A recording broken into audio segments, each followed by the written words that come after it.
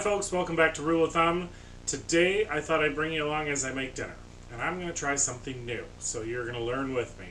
This was inspired by a couple things I've seen recently. Mandy at More to Life just canned chili straight, as she calls it, without the beans. And Lisa canned Fiesta Ranch beans. So, what I thought is I'm going to make Fiesta Ranch Chili. So, what I'm going to do is show you the ingredients I'm going to put together, and then I'll tell you what I'm going to do with them, and we'll see what happens from there. Okay, folks, here we are, and as you can see here, this is very much a pantry meal for me. These are all things that I typically have on hand, so this is a pretty easy meal for me to put together, and that's why I thought it'd be a good one for tonight. It's just a little bit of snow flurries out there, temperatures down under 30. That says chili to me. So, I'm going to use a package of Fiesta Ranch mix. I added a few things of my own here. I added an extra tablespoon, probably a good heaping tablespoon of garlic, a tablespoon of onion powder, a couple teaspoons of white pepper. I've got a teaspoon of cumin, and then I also have a teaspoon and a half of smoked jalapeno garlic powder, which came straight from the kitchen of Lisa Sutton. So I'm going to add all of that in. I have some tomato powder here from Thrive Life. I like to use 1 quart of tomato sauce. This is home canned tomato sauce, which I will then add some water to, and I will add some tomato powder to. This way I get to stretch my tomato sauce, and it gets a little bit richer tomato flavor from the tomato powder. So that's how I like to do mine. Then I have a jar of ground beef that I canned, and then I had a can of kidney beans in my pantry, light red kidney beans, and then I have navy beans, red beans, and black beans. We tend to like our chili heavy on the beans, light on the meat.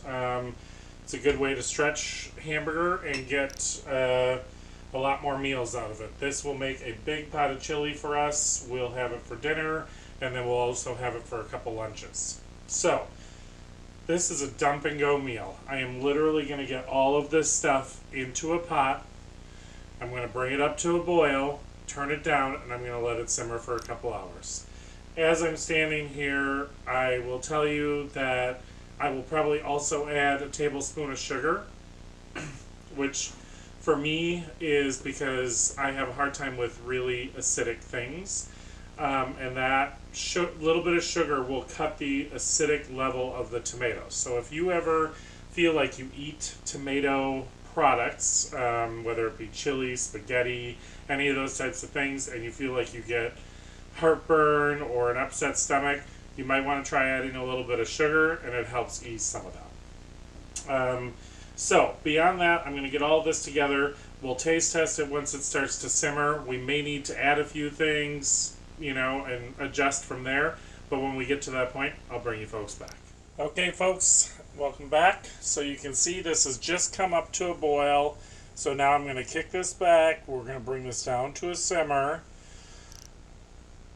And I will tell you that I have tasted this, and the only thing it needed was a little bit of salt. And I salt to taste, and you need a little bit of salt to wake up the flavors of everything else, but I didn't know with the Fiesta Ranch mix and the jalapeno garlic salt how salty it was going to be, so I thought I'd wait. So I added probably, I'm going to say 2 teaspoons of kosher salt. And I think it's perfect. Now, you can see, there's plenty of meat and beans in there, because I've had skeptics in the past say, oh, a pound of meat is not enough. I mean, there's plenty in there. There's lots of beans. This is going to cook down a little bit as it simmers. And we like our chili a little thinner than most people anyway, but you can certainly lessen the amount of liquid if you would like.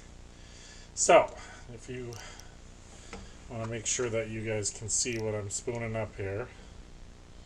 So you can see, I mean, there's just, you know, plenty to satisfy the soul. So I'm going to let this simmer for a couple hours. I'll come back and give you a final taste test when it's done, and let you folks know how it turned out. Okay, folks, welcome back. We have the finished product. So let's see if I can bring this up here so you guys can see it. I mean, it is still smoking hot, but you can see chili is beautiful. And it's just like the perfect consistency for us. Like I said, you can make it thicker, thinner, whatever works for you. And now we'll taste it. This is so hot.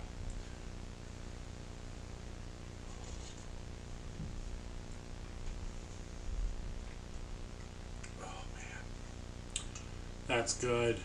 That's real good. Okay, there's a lot of things going on there.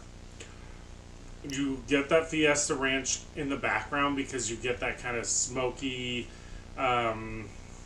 chili flavor from the Fiesta Ranch, but also because I added that smoked jalapeno garlic powder. So good.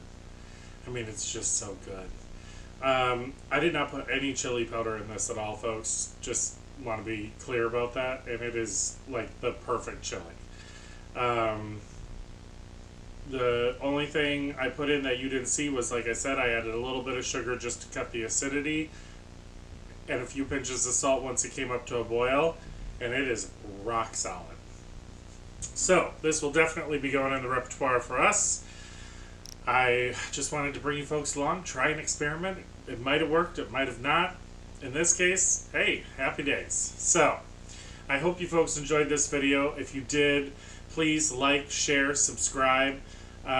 Be sure to come back and check out my videos coming up for the Jarred Up January collaboration.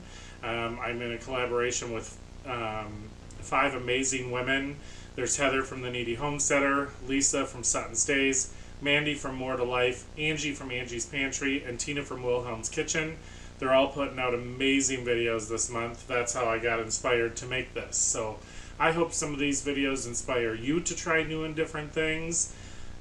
Come back and see us soon, and as always, I hope you had a great day.